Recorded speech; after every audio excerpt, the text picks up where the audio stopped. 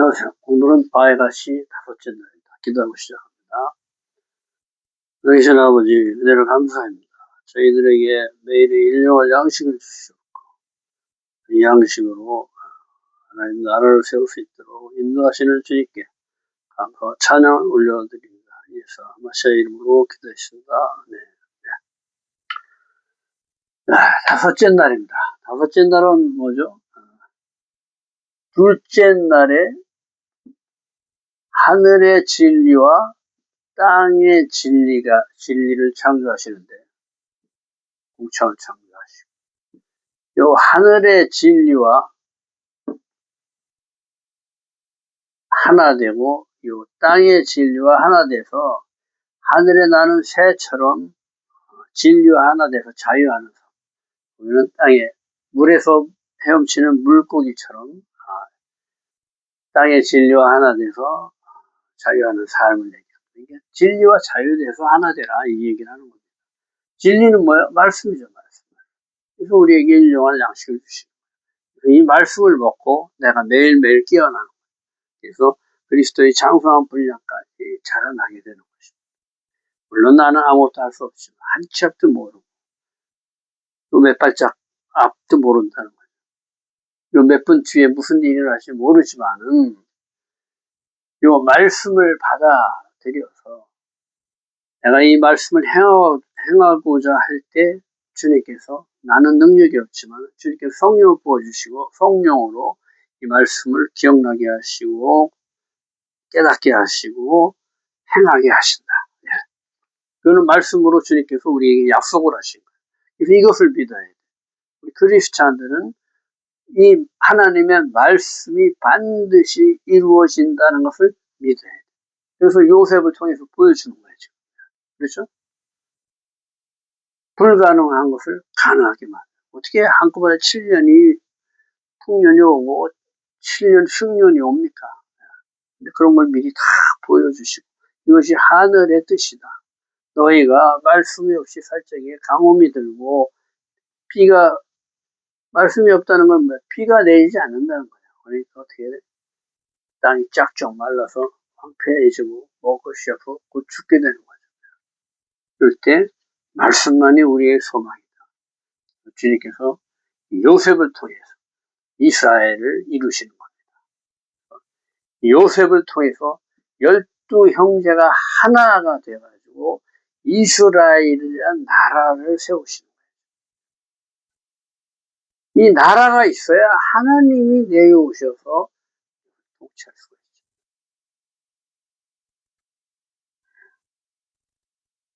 다섯째 날, 야곱이 애굽으로 내려간다. 이스라엘이 모든 소유를 이끌고 부엘세바에 이르러 희생 제사를 드린다. 그 밤에 여호와께서 너로 애굽에서 큰 민족을 이루게 하며 내가 함께 하겠다 축복하신다.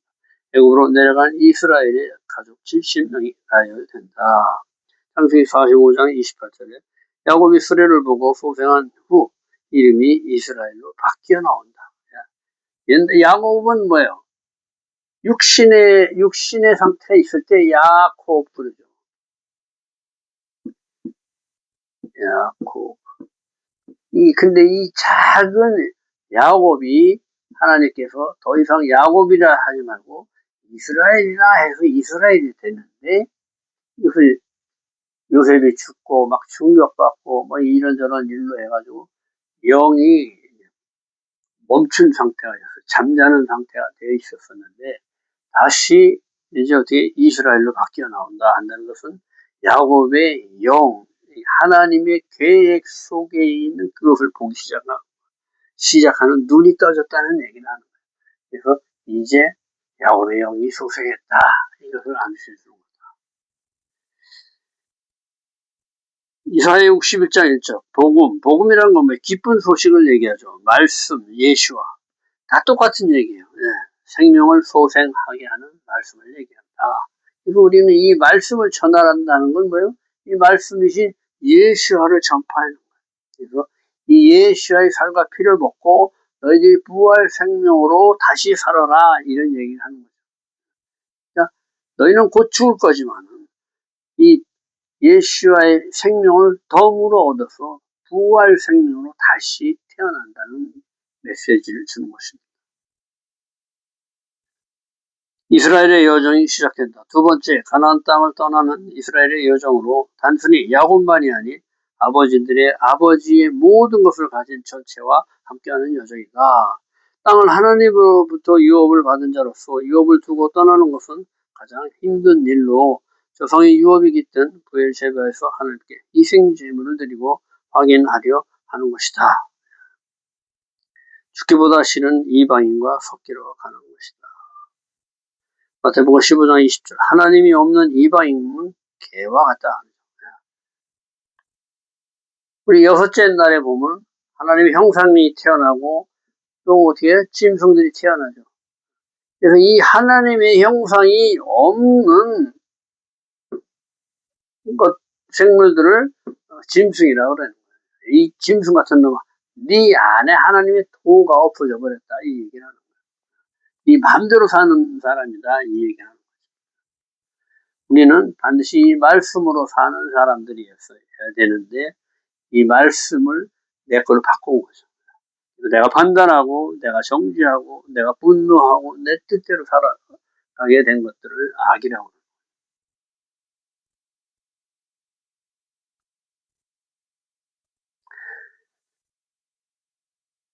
사도행전 10장 14절 고넬료 사건 베드로가 주님이 주셔도 부정한 음식을 먹지 않겠다고 결국 안 먹죠. 하늘에서 보자기에 싸서 부정한 물건이 나오는데 이러는데 나는 이방인의 재물을 이방인의 음식들 이런 것들은 절대 안 먹지 않습니다. 거절하죠.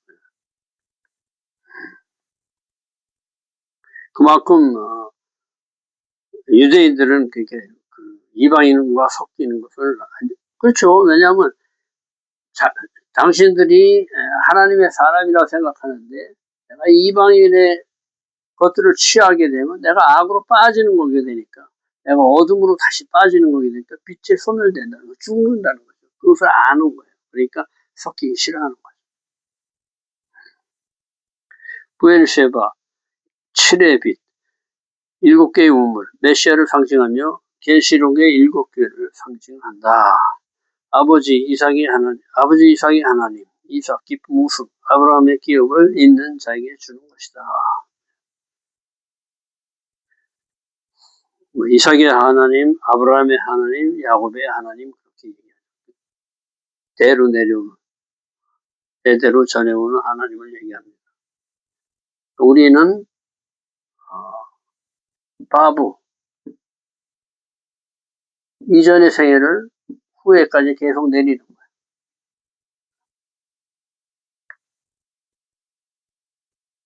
아버지 세대의 유업을 또 자녀의 세대에게 물려줘서 계속 이어나가는 거예요. 계속.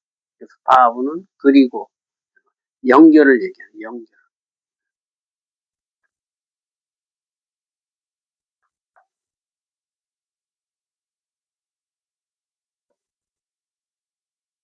창세기 46장 3절에 나는 내 아버지의 하나님이라 내가 거기서 큰 민족을 이루게 하리라. 내가 너와 함께 내려가겠고 너를 인도해 다시 올라올 것이며 내 아버지 하나님, 아버지 이삭, 진리 속성으로 오시는 하나님 예수를 상징한다. 아브라함, 이삭과의 언약을 실제로 실행하시는 하나님, 큰 민족을 이루러 오시는 것이다.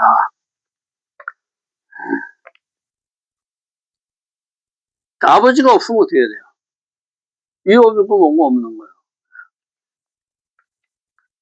우리 온 믿는 자의 조상인 아브라함이 당신의 100살 만에 얻은 외아들을 주님께 그냥 번제로 다 태워드리는 거예요. 번제 하나도 남김없이 번제로 드림으로 인하여 하나님께서 당신의 자식인 독생자 예수아를 우리에게 드린 거예요. 주신 거예요. 그래서 똑같이 십자가의 제물로 하늘로 올려지게 되는 거예요. 우리의 죄를 다 지고 소멸시키셔가지고 믿는 자들에게 부활 생명을 주시기 위해서 일단 오신 것입니다. 그러니까 아버지가 없으면은 이런 유업이 우리에게 올 수가 없는 거예요. 그러니까 난 네 아버지의 하나님이다. 네 아브라함이 그렇게 했기 때문에 아브라함에게 내가 복을 약속했기 때문에 내가 너에게도 똑같은 복을 주겠다. 이렇게 얘기하시는 거예요.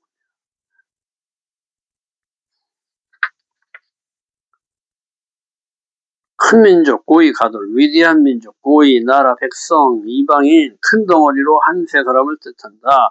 한 민족을 이루러 가는 길을 두려워 말라. 내 뜻이다. 경계를 넘게 하시는 것이다. 약속의 땅을 떠나게 하시는 이유가 경계를 넘어서 더 크게 높게 자라게 하시는 것이다. 우리 육신을 자꾸 태워서 성장하게 하시는 거예요. 말씀으로 계속 성장하게 하시는 거예요. 그리스도의 장성한 분량까지. 예수께서 안식일에 병 고치고 생명을 살리신다. 자기 생각에 갇혀버리지 말라 하시는 것이다. 네 생각은 태어날 때부터 악이다. 그러니까 그것을 버리고 이제 어떻게 돼? 하나님의 형상과 모양을 회복해라. 이 얘기를 하죠. 38년 된 병자, 자신의 병에 갇혀 38년간을 광야를 헤맨 것을 얘기한다. 이 기간을 뛰어넘어야 비로소 내가 정상인처럼 움직이고 하나님의 형상과 모양을 취할 수 있는 그 힘을 갖게 된다. 내가 내려간다. 아노키 엘레. 이스라엘이 겪은 모든 일은 주님이 내려오시기 위함으로 이스라엘이 있어야만 하나님이 내려오신다. 하나님 우리를 뭐예요? 나는 내가 너의 신랑이다 그렇게 얘기하시죠. 그러니까 내가 너의 반쪽이다 이게. 네가 있어야 내가 가서 신랑 노릇을 한다 이 얘기를 하는 거죠. 너와 나와 하나 되자 이 얘기를 하십니다. 그 얘기를 간접적으로 얘기하는 거죠. 이스라엘은 하나님께로 똑바로 가는 자, 주님과 함께 통치하는 자, 토라, 주님께 관용을 똑바로 갖추는 자, 예수를 얘기한다. 토라, 토라. 십자가에 못 박히신 머리의 생명. 십자가에 못 박히신 머리를 윤리 보라. 머리로 숨을 쉬어라. 예수와의 피와 살을 먹고 예수의 생명으로 살아라. 이런 얘기를 하시죠. 그 토라는 예수와를 얘기한다. 너를 인도에 다시 올라올 것이다. 이노키 야엘레카. 거머리처럼 달라붙어 있는 것을 얘기한다. 창세기 46장 4절. 내가 너와 함께 애굽으로 내려가겠고 반드시 너를 인도하여 다시 올라올 것이며 요셉이 그의 손으로 내 눈을 감기리라 하셨다. 내가 너와 함께 붙어서 갈 테니까 걱정하지 마라. 너 할 수 있는 거 아무것도 없는 거 내가 다 알아. 내가 다 할게. 너는 걱정하지 말고 그냥 네 아들한테로 가.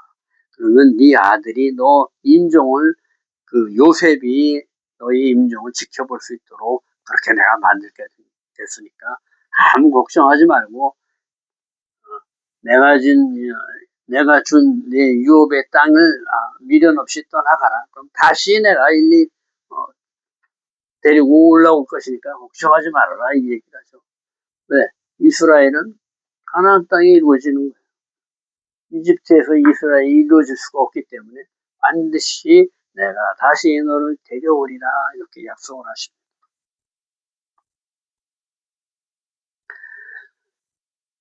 창세기 46장 5절에 바로가 보낸 수레에 태우고 봉헌 예물을 실은 수레 자체가 헌물이다. 이사야 66장 20절 그들이 너희 모든 형제를 문 나라에서 나의 성산 예루살렘으로 말과 수레와 교제와 낙태 태우다 여호와께 드릴 것이요. 헤어졌던 형제들을 하나 되게 하는 것이 곧 주님께 드리는 예물과 똑같다. 창세기 45장 27절 그래서 요셉이 자기를 태우려고 보낸 수레를 보고서야 기운이 소생한지라 아버지께 기쁨이 된 아버지를 소생시키는 수레 도라에 대한 헌신, 봉헌됨을 의미한다. 매일 토라의 말씀이 펼쳐지고 말씀이 삶이 되어서 펼쳐져서 토라의 길을 똑바로 가는 헌신된 삶으로 아버지께 가까이 가게 하는 삶이다. 전에 원수가 되었던 자가 가깝게 되는 길이요 아버지 아들 형제가 하나 되는 화평의 삶이다. 두 번이 하나 돼서 같이 굴러간다. 시작과 끝이 없는 하나님의 진리로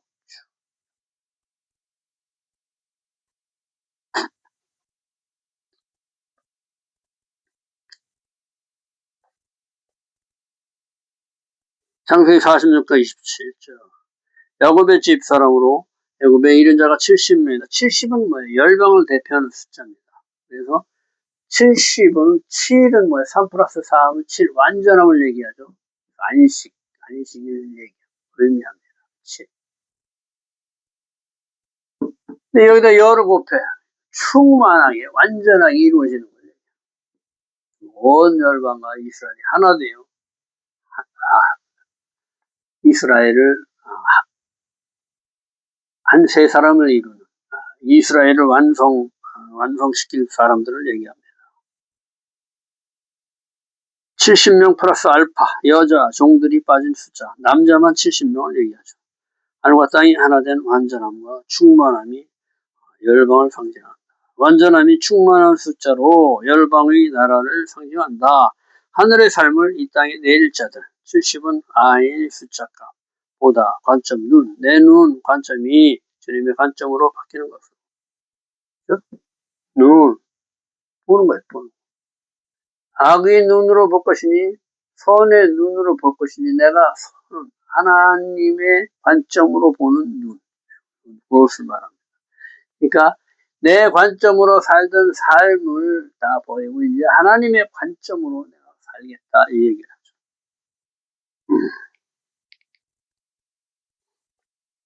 그러니까 하나님 나라 사람들을 얘기하는 겁니다. 7일 창조, 7곱 촛대, 7곱 교회, 70일에 70장로, 70제자, 70년 포로기 등 이스라엘이 큰 민족, 존귀한 민족이 될 것을 계시해준다. 창세기 15장 13절 아브라함과 횃불 언약한 것을 이해하기 시작하신 언약의 신실하신 하나님. 하나님 나라는 뭐예요? 오로지 주님의 말씀으로 이루어지는 나라입니다. 그래서 우리는 이것을 믿고 나가야 돼요. 보이지 않는 것을 믿는 거예요. 그것이 실상이 된다. 실제가 된다. 내 자녀들로 하늘의 별과 같이 많게 하겠다 했는데 달랑 이삭 하나만 줬는데 그것을 지금 이루시는 거예요. 그래서 야곱 작은 자 하나를 택해서 12 아들을 낳게 하시고 그 아들들이 이루어져서 이스라엘을 이루는 거예요. 이스라엘의 12지파가 형성되는 것입니다. 오늘 수고 많으셨습니다. 내일은 6째 날입니다. 내일 뵙겠습니다.